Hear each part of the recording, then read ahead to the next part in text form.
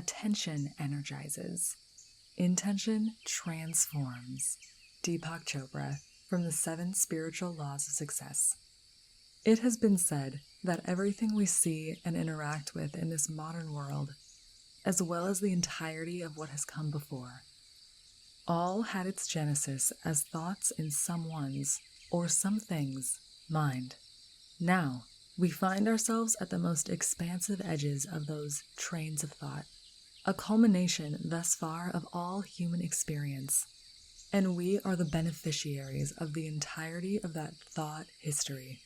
Some suggest that this entire world, universe even, including our bodies themselves, began somehow inextricably as a singular intention, containing potentials far beyond the ability of that intention, in that moment alone, to be fully realized.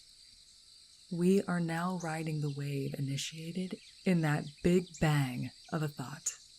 Casting your gaze about a room, you see a chair, a table, and perhaps a lamp or two.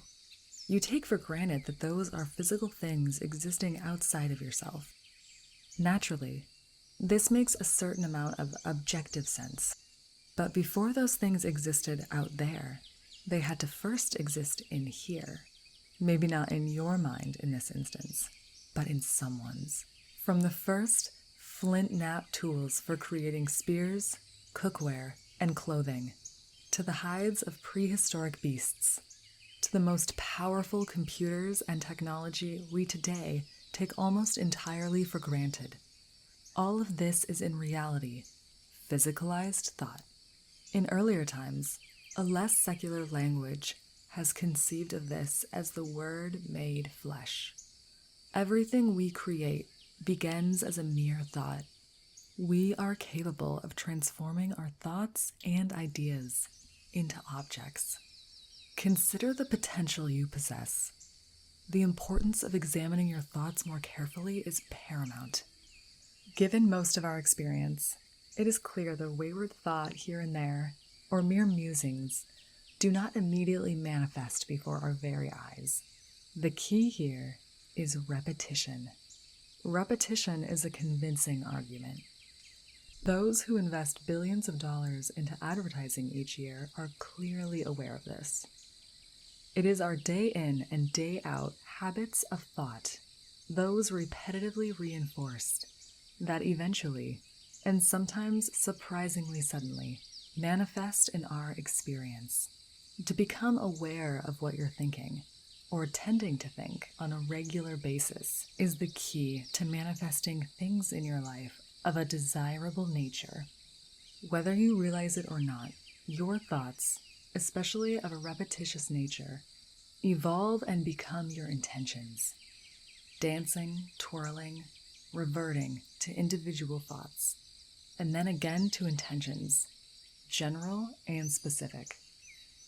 These intentions literally transform the content and character of your life. This is not a recent idea by any stretch. Think and Grow Rich by Napoleon Hill, which is to this day among the top 10 best-selling self-help books of all time, was published in 1937, even reaching into biblical history. As a man thinketh in his heart, so he is. A critical understanding to incorporate here is this. What you are living now is almost certainly, in the greatest measure, due to the cumulative content of your thoughts up to this point. But what you are yet to live is in equally great measure due to the content of your thoughts today and tomorrow and all the days of your life ahead. All of your power is in the now. The most important thoughts you will ever think are those you choose to think now. Realize that with each new thought, you are creating your tomorrow. It is by the repetitive nature of said thoughts, individually and as they conglomerate into thought forms due to such repetition, by essentially receiving more airtime, that they will define and result in the overall character and experience of that tomorrow.